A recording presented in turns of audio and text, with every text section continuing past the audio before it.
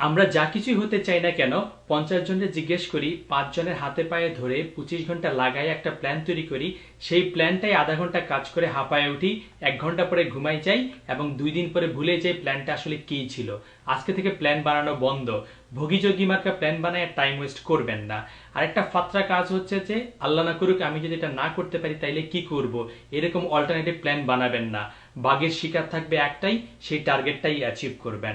Number 2 হচ্ছে আজকে শরীরটা ম্যাজম্যাজ করতেছে, আজকে থাক, এই সপ্তাহটা যাক, পরের সপ্তাহে দেখবো, এই সেমিস্টারটা পার করে নেই, পরের সেমিস্টারে দুনিয়া উল্টাই ফেলবো, এরকম হাবজাব করে ঘুমায় পড়বেন না। যা করার আজকেই করেন, আগামীকাল বলতে কিছু নাই। নাম্বার 3 হচ্ছে ভাই আমি তো কম্পিউটার সায়েন্সের কিছু বুঝি না, আমি ম্যাথে দুর্বল, এরকম ফাও কথা বলে উল্টা দিকে হাঁটা শুরু করেন। আপনি প্রথম আলো নামে বাংলাদেশের কমলা রঙের একটা পত্রিকা আছে, সেই পত্রিকাতে যান, সেখানে বিশ্বজোড়া রাসেলের কাজ এই লেখাটা পড়েন এবং রাসেল ভাই কিভাবে কুষ্টিয়ার অজপাড়া গায়ে ওয়েব ডেভেলপার হয়েছেন সেটা জানার পরে আপনি নিজেকেই জিজ্ঞেস করেন যে এক রাসেল ভাই যদি পারে তাহলে 1000 রাসেল ভাইও পারবে, আপনিও পারবেন। নাম্বার 4 হচ্ছে আমার পেট ব্যথা করে, আমার গার্লফ্রেন্ডের আইল্যাশের শেডের কালার ফেড হয়ে গেছে, এরকম 1000 একটা কারণ দেখাইয়া পিছলাই যাওয়ার চেষ্টা করেন। এই সুদূর বুদুর মার্কায় কথা বলে ফাঁকিবাজি করবেন না, ঠেলায় পড়লে বাঙালি ঠিকই কাজটা করে ফেলে। 5 নাম্বারটা হচ্ছে ভাই আমি কি পারবো, ওস্তাদ আমার দ্বারা কি হবে, স্যার আমাকে কিছু সাজেশন দেন। এই ক্ষেত্রে আমি বলি যে না, আপনার দ্বারা জিন্দিগিতে হবে না, কারণ আপনি কি করতে পারবেন না করতে পারবেন সেটা ডিসাইড করবেন আপনি, অন্য কেউ না। তো আপনার যেটা থাকতে হবে সেটা হচ্ছে ইচ্ছা, করলে খারাপ হয় না, হইলে ভালো হয়, এরকম ফকিরা মার্কা ইচ্ছা হইলে আপনি জিন্দেগিতে পারবেন না। আপনার থাকতে হবে সলিড ইচ্ছা, হ্যাঁ আমি করব, আমি করবই করব, আমি করেই ছাড়বো, দুনিয়া উল্টে যাক আমি এটা শেষ দেখেই ছাড়বো, এইরকম সলিড ইচ্ছা যদি আপনার ভিতরে থাকে তাহলে আপনি পড়ে যান, পা মস্কায়া যাক, কিচ্ছু যায় আসে না, আপনি ঠিকই উঠে দাঁড়াবেন এবং চ্যালেঞ্জ করে আপনি আপনার টার্গেটে পৌঁছে যাবেন। 2 নম্বর জিনিসটা যেটা থাকতে হবে সেটা হচ্ছে চেষ্টা, নাকি সুরে মিনমিন করা বা আল্লাদি মার্কার চেষ্টা হইলে হবে না, এটা হচ্ছে সর্বাত্মক চেষ্টা। অন্য কেউ কি করছে কি করতে পারে তা তোয়াক্কা না করে সকল বাধা বিপত্তি অতিক্রম করে জীবন বাঁচি রেখে আপনি আপনার টার্গেট হাসিল করেই ছাড়বেন। নাম্বার 3 হচ্ছে কাজ করতে গেলে অনেক সময় আপনি কাজের মধ্যে সরাসরি আনন্দ নাও পেতে পারেন, সেক্ষেত্রে ইনডাইরেক্ট আনন্দ খুঁজে বের করেন। অর্থাৎ আপনি 15টা বা 25টা যখন ইট সরাই ফেলতে পারেন নিজের ভিতরে আনন্দ অনুভব করেন এবং 50টা সরাইতে পারলে হচ্ছে নিজেকে অ্যাপ্রিসিয়েট করেন। সেটাও যদি না পারেন না বুঝেন তাও গায়ের জোরে ঢেলে ঢুলে কাজ করতে থাকেন। এইভাবে করতে থাকলে আপনি একসময় এত আনন্দ পাবেন যে আজ ছাড়তে পারবেন না। এটা অনেকটা বোরহানি খাওয়ার মতো, আপনি প্রথম যেদিন বোরহানি খেতে চান আপনার ভালো লাগে না, কিন্তু এরকম 15-20 বার বোরহানি খাইতে খাইতে একসময় দেখা যায় যে আপনি পুরো জগটাই খেয়ে ফেলতে পারেন। নাম্বার 4 হচ্ছে আপনি যতটুকু জানেন সেটা অন্যদের সাথে শেয়ার করা, ডিসকাস করা। অন্যদের সাথে ডিসকাস করার সময় আপনি নতুন নতুন আইডিয়া পাবেন, এতে আপনার নিজের ডেভেলপ হবেন এবং অন্যদের কোনো ফিডব্যাক ইনকর্পোরেট করতে গেলে আপনি আরো অনেক কিছু শিখতে পারবেন। এটা করতে গেলে অনেকে আপনাকে টিটকারি মারবে বা আপনি যা বলতে চান সেটা শুনতে চাইবে না, সেটা তোয়াক্কা না করে আপনি যা বলতে চান সেটা আপনি বলে যাবেন। এভাবে বিভিন্ন জনকে বললে আপনার নিজের নলেজটা শক্তপোক্ত হবে। নাম্বার 5 হচ্ছে আপনি অনেক সময় কোনটা করা উচিত কোনটা করা উচিত না সেটা আপনি বুঝে উঠবেন না বা সঠিক জিনিসটা খুঁজে পাবেন না, অনেক সিচুয়েশনে লজ্জায় পড়ে যাবেন। সেক্ষেত্রে আপনি ভেঙে পড়বেন না, বরং আপনি কেন পারলেন না সেই জিনিসটাকে চ্যালেঞ্জ করবেন, নিজের ভিতরে একটা চাপা ক্রোধ তৈরি করেন যে আমি এটা করতে পারলাম না, আমি এটা দেখেই ছাড়বো, আমি এটা করেই ছাড়বো। এবং এই ক্রোধটা আপনি অন্যের কাছে প্রকাশ করবেন না, নিজের ভিতরে ভিতরে আপনি খেপে যাবেন। সেই চাপা ক্রোধটা যদি আপনি তৈরি করতে পারেন তাহলে আপনাকে কেউ কোনোদিন ঠেকাতে পারবে না। এখন প্রশ্ন হচ্ছে আপনি কিভাবে করবেন। আপনার একটা মাত্র জিনিস দরকার, যেটা নাম হচ্ছে গুগল। আপনার যত ঝামেলা আছে যত প্রশ্ন আছে আপনি সব গুগলকে জিজ্ঞেস করেন। ধরেন আপনি ওয়েবসাইট বানাইতে চান, আপনি গুগলকে জিজ্ঞেস করবেন how to make website, Google আপনাকে অ্যান্সার দিবে।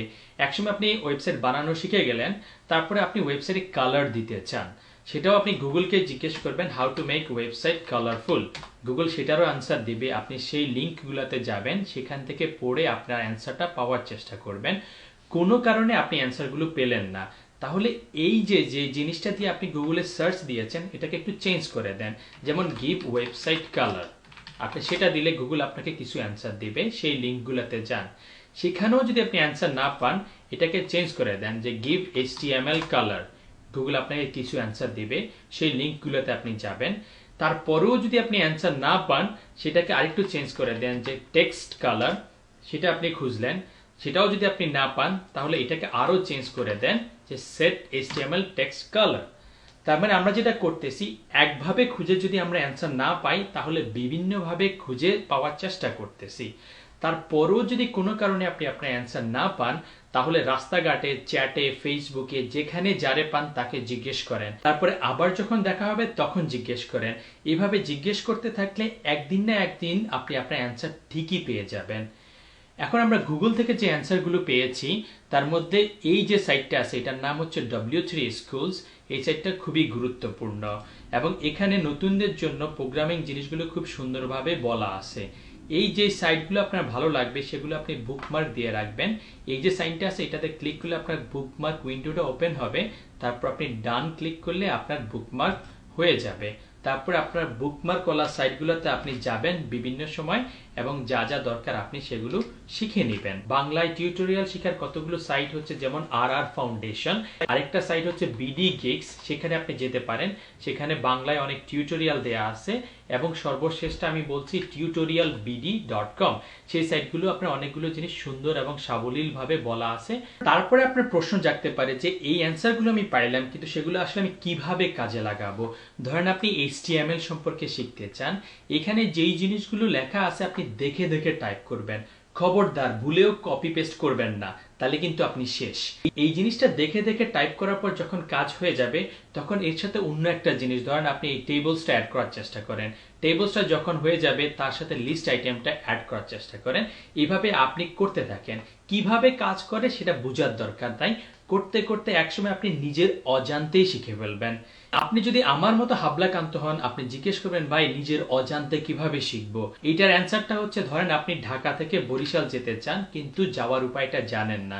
আপনি বিভিন্ন মানুষজনকে জিজ্ঞেস করেন, মানচিত্রে খুঁজে বের করার চেষ্টা করেন, তারপরও পুরো রাস্তাটা আসলে আপনার কাছে কেমন জানি ইজিনেস ফিল হয় না।